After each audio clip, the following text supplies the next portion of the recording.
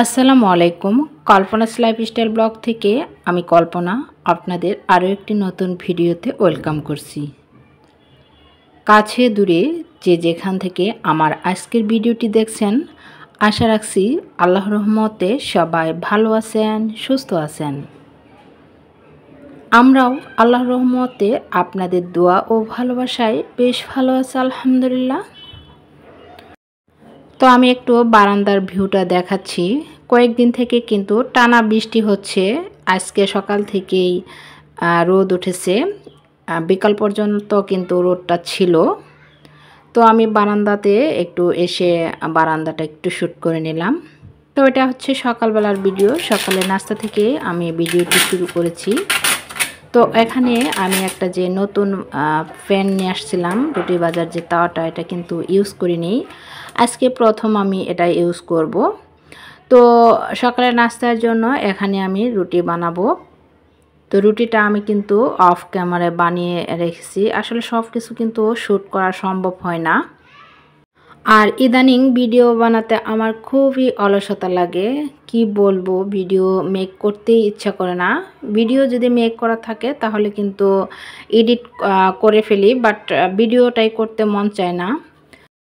আমার চ্যানেলটা খুবই খারাপ অবস্থা, তো এর জন্য কিন্তু ভিডিও করার মন মানসিকতাটাই নষ্ট হয়ে গেছে। জানি না শেষ পর্যন্ত থাকতে পারবো কিনা, তবুও চেষ্টা করব যতদূর করতে পারি। তো এখানে আমি রুটিগুলো সেঁকে নিচ্ছি। আর এটা হচ্ছে রামেশার যেদিন অফ ডে ছিল সেদিন একটু লেট করে উঠেছি। রামেশার যেদিন স্কুল না থাকে সেদিন কিন্তু আমাদের একটু লেট করে ওঠা হয়। তো সকালবেলা একটু লেট করে উঠেছি। আর আমি ওঠার পর ওরা দুই বোন আরও লেট করে ওঠে। তো আমি উঠেই চুলায় গরম পানি দিয়ে দিয়েছি রুটিটা করার জন্য।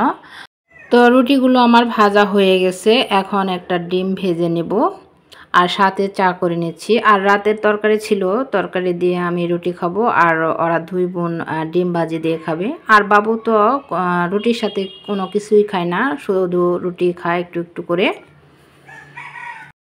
তো ভিডিওর এই পর্যায়ে এসে আপনাদের কাছে ছোট্ট একটা রিকোয়েস্ট, ভিডিওতে একটি লাইক দিতে যদি এখনও ভুলে যান, প্লিজ একটি লাইক দিয়ে দিবেন। আপনার একটি লাইকই অনেক বেশি মূল্যবান। আপনার একটি লাইকের জন্য এই ভিডিওটি আর অনেকের কাছে পৌঁছাতে সাহায্য করবে। আর যদি খুব বেশি ভালো লেগে যায়, প্লিজ চ্যানেলটি সাবস্ক্রাইব করে দেবেন এবং পাশে থাকা বেল অপশনটি প্রেস করে দেবেন। এতে করে আমি নতুন কোনো ভিডিও ছাড়ার সাথে সাথে নোটিফিকেশন আপনার মোবাইলে চলে যাবে। আর যারা কাজটি অলরেডি করেছেন তাদেরকে অসংখ্য অসংখ্য ধন্যবাদ। তো আমার নাস্তা কিন্তু প্রায় হয়ে গেছে, যে চাটা হয়ে গেলেই আমি ওদেরকে দিয়ে দেব। প্রতিদিনের নাস্তাগুলো আসলে খুব তাড়াহুড়া করেই তৈরি করা হয়, কারণ যেহেতু রামেশ্বর সকালে স্কুলে যায়, তো ও স্কুলে যাওয়ার আগে ওকে নাস্তা রেডি করে খাইয়ে দিই, তারপর টিফিন বানিয়ে দিই। আর যেদিন ছুটির দিন থাকে সেদিন একটু রিল্যাক্সে নাস্তা তৈরি করি। তো এটা হচ্ছে আরেকটা দিনের ভিডিও। আমরা সিঙ্গার শোরুমে গিয়েছি, একটা জিনিস নিব। অনেক দিনের স্বপ্ন, অনেক দিনের শখ, একটা প্রয়োজনীয় জিনিস এবং শখের জিনিস, একটা ওয়াশিং মেশিন নেব। তো এটা অনেক দিনের স্বপ্ন ছিল, আজ ইনশাল্লাহ বাস্তবায়ন হবে। তো আমি দেখতেছি কোন মডেলটা এবং কত কেজি নেওয়া যায়। তো ফাইনালি একটা সিলেক্ট করে রেখেছি। আর এসব দোকানে আসলে আমার মাথা নষ্ট হয়ে যায়, যে মন চাই একটা নতুন নতুন আইটেম সবগুলোই নেই, কিন্তু সবগুলো নেওয়া তো আসলে আমাদের পক্ষে সম্ভব না। তো আমার বাচ্চা দুইটা কিন্তু শোরুমের ভিতর দিয়ে যে দৌড়াদৌড়ি করতেছে। এই সাইডটাতে ওভেনগুলো দেখছি, আর ওভেনগুলো আমার কাছে খুব ভালো লাগছে। আসলে অল্প অল্প করে টাকা জমিয়ে আজকে আমি এই শখটা পূরণ করতেছি।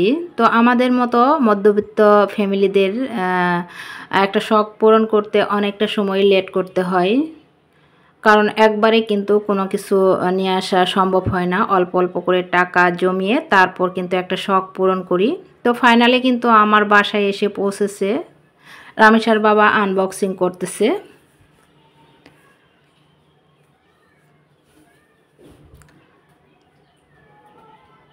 অনেক দিনের শখ ছিল এই ওয়াশিং মেশিনটা।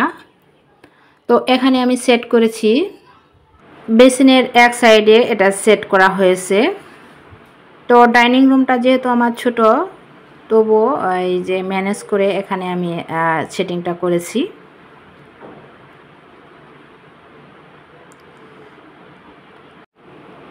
অলরেডি কিন্তু আমার আগেও 3-4 বার কাপড় ধোয়া হয়ে গেছে। তো আজকেও কিছু কাপড় দিয়ে দিচ্ছি।